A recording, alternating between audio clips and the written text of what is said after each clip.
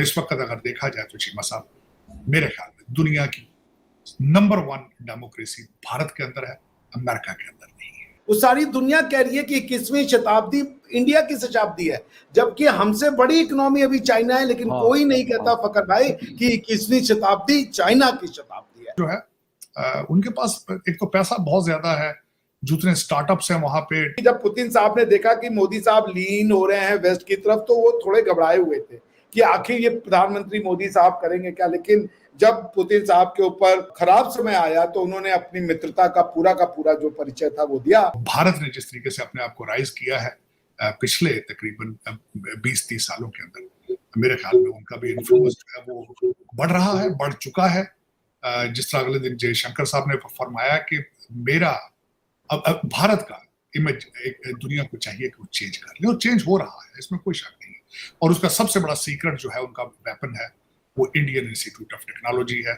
Computer और दूसरी sciences के अंदर उनकी एडवांसमेंट है, चाहे वो स्पेस में गए हों, चाहे वो कंप्यूटर में जाएं, चाहे वो इंडस्ट्रियल रेवोल्यूशन, चाहे दुनिया की फार्मेसी बन चुके हैं।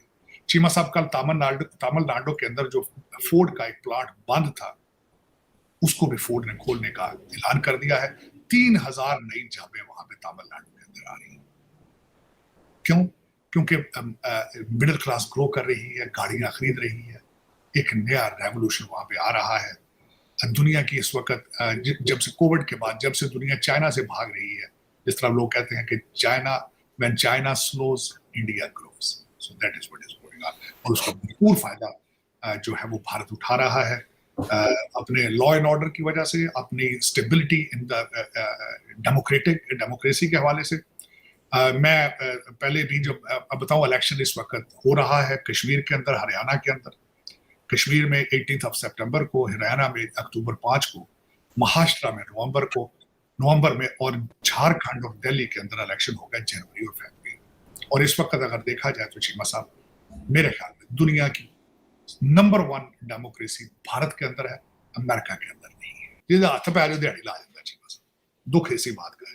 अब देख लें आपकी अदालतों की हालत क्या है। कभी कहते कॉन्स्टिट्यूशनल कोर्ट बनानी है, कभी कहते कोई कोर्ट, अगली कोर्टें कम है यार, अगले कानून कम है, क्योंकि कानून तो बहुत ज्यादा है लेकिन आप इन्फोर्स नहीं करते, आप चाहते ही नहीं। जब पाकिस्तान के अंदर कोई पाकिस्तानी मौजूद नहीं है तो इसको ठीक कौन करेगा? कौन करेगा इसको ठीक?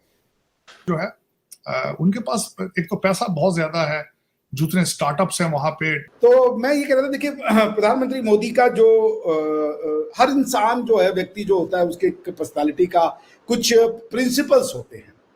तो वो यदि वो व्यक्ति उन प्रिंसिपलों के हिसाब से व्यवहार करता है तो उस व्यवहार को दुनिया में एक्सेप्टेंस या रिजेक्शन मिलता है। तो प्रधानमंत्री मोदी जिन प्रिंसिपल्स के साथ डोमेस्टिक पॉलिसी या डोमेस्टिक पॉलिटिक्स करते हैं, वो उन्हीं प्रिंसिपल के साथ जो है वो इंटरनेशनल पॉलिटिक्स करते हैं। और उसका आधार क्या है कि सबका साथ, सबका विकास, together with everyone and development for everyone, कोई पीछे ना छूटे। और इसी को हम लोग कहते हैं वसुधैव कुटुंबकम, कि पूरा दुनिया ही आपका एक परिवार है। तो वो उस परिवार में परिवार के जैसा वो महसूस करते हैं, वो उसको वैसे ही ट्रीट करते हैं। जब हमारे पास वैक्सीन हमारे देश ने बनाया था, तो उन्होंने जो गरीब देश थे या जो कमजोर देश थे, उनको भी अपने परिवार का हिस्सा मानते हुए उन्हें वो दिया था, क्या नाम है, भिजवाया था वैक्सीन। तो उससे उनकी जो एक क्रेडिबिलिटी है ना फकर भाई, दुनिया में बहुत ज्यादा है। स्पेशली अगर आप देखें जो पुतिन साहब हैं, उनके सामने शुरू में ये बहुत बड़ा एक इशू था, क्योंकि जब पुतिन साहब ने देखा कि मोदी साहब लीन हो रहे हैं वेस्ट की तरफ, तो वो थोड़े घबराए हुए थे कि आखिर ये प्रधानमंत्री मोदी साहब करेंगे क्या। लेकिन जब पुतिन साहब के ऊपर खराब समय आया तो उन्होंने अपनी मित्रता का पूरा जो परिचय था वो दिया, और इससे दुनिया में उनकी क्रेडिबिलिटी बढ़ी। उनको गालियां जरूर पड़ी होंगी वेस्ट में, लेकिन क्रेडिबिलिटी बन गई। होता ये है ना कि आप गालियां खा लें, लेकिन सामने वाला गाली देने के बाद भी कहता है लेकिन एक बात है, ये आदमी जो है, इसने अपनी मित्रता को निभाया है, इसने अपनी वचन को निभाया है, और उसने प्रधानमंत्री मोदी का कद बढ़ा दिया। तो कोई जरूरी नहीं है कि फकर भाई हमें आपको गालियां मिल रही है तो हमारा आपका कद कम ही होगा। बहुत बार गालियां मिलने के साथ साथ लोग आपकी वैल्यू भी बहुत ज्यादा करते हैं, ये रिकॉग्नाइज करते हैं कि यार this is a man, he is a man of principle. So प्रधानमंत्री Modi is a man of principle. वो उनके इस इंस्टांस ने दिखा दिया कि वो आपके साथ यदि दोस्ती करेंगे तो पीठ में छुरा नहीं मारेंगे, आप इसके लिए आश्वस्त हो सकते हैं। और इसी का नतीजा है कि आज प्रधानमंत्री पुतिन कहते हैं, राष्ट्रपति पुतिन कहते हैं कि प्रधानमंत्री मोदी अगर मीडिएशन करना चाहते हैं तो करें, हमारी तरफ से खुली छूट है। ये भरोसा है, दिस इज ट्रस्ट। तो ये जो राजनाथ सिंह जी कह रहे हैं कि हम आगे बढ़ेंगे, वो हम सिर्फ राजनाथ सिंह जी नहीं कह रहे, वो और भी लोग कह रहे हैं, वो सारी दुनिया कह रही है कि 21वीं शताब्दी इंडिया की शताब्दी है, जबकि हमसे बड़ी इकोनॉमी अभी चाइना है, लेकिन कोई नहीं कहता फकर भाई कि 21वीं शताब्दी चाइना की शताब्दी है। ये तक कहा गया है कि एशिया की शताब्दी, और ये कहा जाता है कि एशिया में इंडिया की शताब्दी है। क्यों? क्योंकि इंडिया इकलौता ऐसा सिविलाइजेशन है जो दुनिया को साथ में लेके चलने की गट्स रखता है, क्योंकि ये सबको साथ लेके चल सकता है because of its ancient philosophy, because of जिसको आप हिंदुत्व की फिलॉसफी कहते हैं, जो समग्र है, जो समावेशी है, सबको साथ में लेके चलती है, किसी को डराती नहीं है, किसी को खत्म नहीं करती, किसी को समाप्त नहीं करती, and that's what earns us the trust. जी अच्छा डॉक्टर साहब, थोड़ा सा सेल्फ रिलायंस की बात करते हैं। इस पे बड़ा हम पढ़ रहे हैं कि डिफेंस के हवाले से, बाकी चीज़ों के हवाले से जिसे एक्सपोर्ट को बड़ा बढ़ावा दिया है, एक इकोनॉमिक जो डेवलपमेंट है वो बहुत हुई, इसलिए 5 ट्रिलियन की तरफ इकोनॉमी जा रही है, इकोनॉमी की पोजीशन दिन ब दिन बेहतर हो रही है, फॉरेन रिजर्व्स बढ़ रहे हैं। तो इसके ऊपर थोड़ा सा कि अगर कोई भी कंट्री है दुनिया का, अगर वो सेल्फ रिलायंस के ऊपर चल रहा, वो अपनी चीज़ें बना रहा है खुद के लिए भी और बाकी दुनिया के लिए भी, तो मेरे ख्याल में उसको फिर शायद तरक्की से कोई नहीं रोक सकता, क्योंकि मार्केट में वो माल बेचता भी है और अपनी जो ज़रूरत होती है वो भी पूरी कर रहा होता है।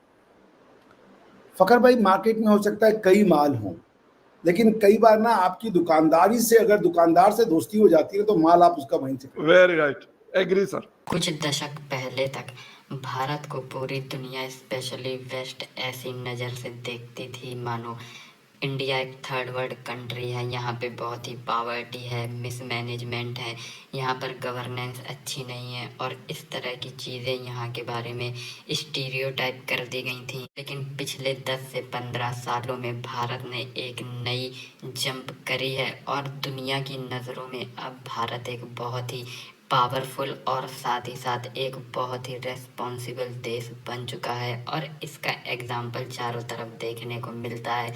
फिर चाहे वो रेगुलर चुनाव हो या फिर भारत की पीस को लेकर एडवोकेसी हो, भारत आज इस समय इतना रिलेवेंट है पूरी दुनिया में और इतना ज़्यादा क्रेडिबल नेशन है कि रशिया और यूक्रेन युद्ध में अगर कोई मध्यस्थता कर सकता है तो वो सिर्फ भारत है, क्योंकि रूस भारत के अलावा किसी और की मध्यस्थता को स्वीकार नहीं करेगा। वहीं अगर बात करें यूक्रेन की, तो यूक्रेन भी भारत के मीडिएशन करने के पूरे सपोर्ट में है, और इससे पता चलता है कि भारत की इज्जत आज दुनिया भर में कितनी ज़्यादा है। भारत जिस तरह से राइज कर रहा है, काफ़ी सालों से लगातार सबसे तेज़ी से ग्रो करने वाली मेजर इकॉनमी है, और इसी वजह से अब दुनिया भी इसे नंबर 1 डेमोक्रेसी कह रही है।